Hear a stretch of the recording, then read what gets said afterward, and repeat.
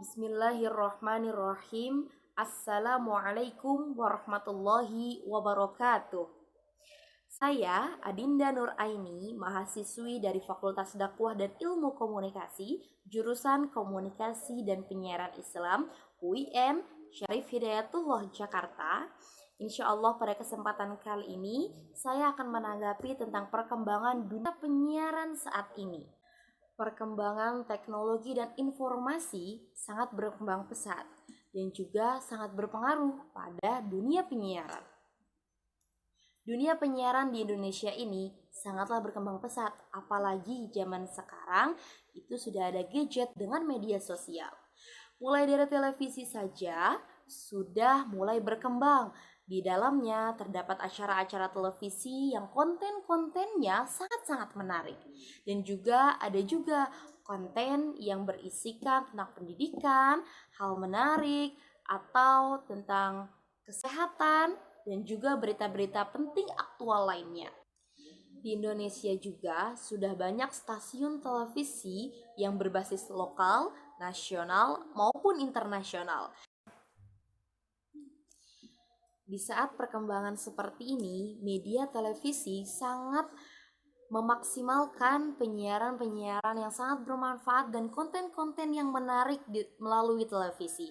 Tidak mau kalah saing dengan media-media yang lainnya seperti media sosial yang menyajikan informasi-informasi terkini. Tetapi media televisi juga tidak mau kalah saing dengan media sosial lainnya. Sekiranya media televisi saat ini dalam perkembangannya cukup lengkap, bahkan bisa dikatakan sangat lengkap dalam menyajikan konten siaran berupa pendidikan, edukasi, maupun hiburan-hiburan yang menarik serta mendidik. Jadi, media televisi sudah sangat berkembang untuk menyamai teknologi yang sangat berkembang melalui media sosial. Media televisi tidak mau kalah oleh media-media yang lainnya, karena media televisi adalah salah satu media yang sangat kondusif jika dilakukan oleh keluarga, karena bisa dibimbing dan bisa diberikan edukasi lewat orang tua melalui media televisi. Kemudian media radio.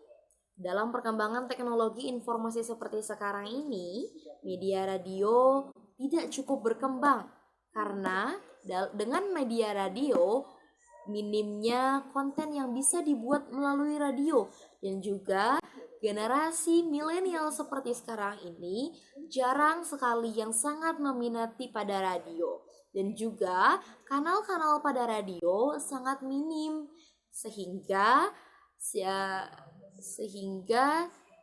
jadi dengan minimnya stasiun radio saat ini juga konten yang kurang menarik dan mungkin hanya ada sedikit perubahan konten seperti adanya podcast melalui radio juga sangat jarang ditemukan orang yang menggunakan media radio, karena sudah jarang kita temukan media radio digunakan di dalam dunia penyiaran. Memiliki tantangan, yaitu kreativitas. Jika hal itu tidak bisa dipertahankan, maka akan sulit untuk mempertahankan dalam persaingan media digital seperti sekarang ini. Mulai dari konten-konten yang sangat menarik seperti family, edukasi, penelitian, maupun musik, semuanya saling bersaing dengan kreativitas berbeda-beda, semenarik mungkin sampai orang yang unik-unik. Kemudian ada media sosial yang memiliki segala macam aplikasi di dalam gadgetnya yang sangat memanjakan manusia modern seperti sekarang ini. Di dalam dunia penyiaran terdapat media televisi, media radio, juga media sosial yang menjadi dua arah komunikasi. Di dalam dunia penyiaran, yaitu memiliki tantangan untuk kita semua. Apa tantangannya? Kita ditantang untuk memunculkan kreativitas, sehingga ketika seluruh kreativitas memunculkan konten-konten acara yang sangat menarik, orang-orang milenial adalah orang-orang yang bekerja keras. Mereka orang-orang yang optimis, orang-orang yang selalu berusaha ketika mereka gagal. Tidak mungkin mereka hanya menjadi pengikut atau menjadi follower. Maka dengan otomatis mereka akan tersingkirkan oleh orang-orang yang memang kreatif, inovatif, dan mereka yang mempunyai karya-karya kreatif akan dihargai di dalam dunia media digital. Tuntutan kreativitas inilah yang membuat perubahan dalam perkembangan dunia digital dan dunia penyiaran. Karena kreativitas bisa membedakan orang satu dengan yang lainnya. Karena menciptakan sebuah kreativitas yang orang menganggap itu unik, maka kita akan dianggap serta akan dihargai oleh banyak orang. Di zaman milenial seperti ini, anak-anak muda sangatlah ditantang untuk membuat konten-konten atau acara serta kegiatan yang sangat kreatif dan inovatif.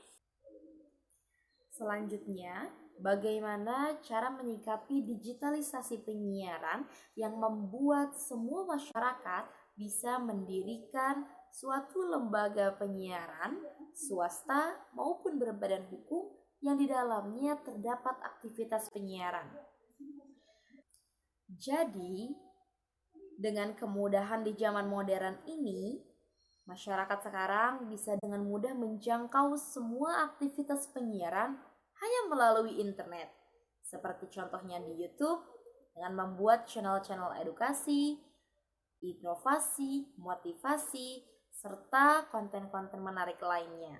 Dan juga bisa di podcast, Spotify, Netflix, atau Netflix. Kita bisa menemukan konten-konten di situ yang menarik dan juga aktivitas penyiaran swasta maupun berbadan hukum.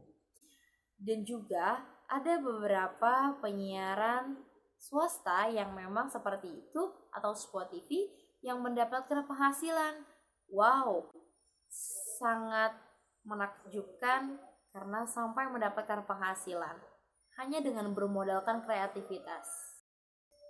Jadi, seluruh aktivitas penyiaran melalui kanal-kanal dan juga media sosial yang dilalui dengan internet, menggunakan internet, itu sudah memenuhi syarat dasar penyiaran, yaitu adanya studio, alat pemancar, dan juga adanya pesawat media seperti handphone atau laptop.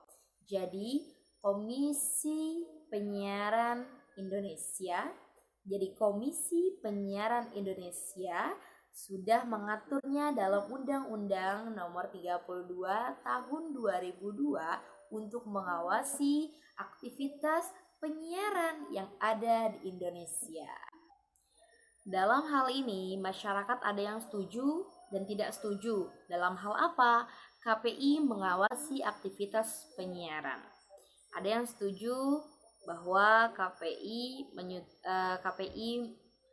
mengawasi aktivitas penyiaran. Ada masyarakat yang tidak setuju bahwasanya KPI hanya perlu mengawasi aktivitas media komunikasi massa saja melalui media cetak dan media elektronik.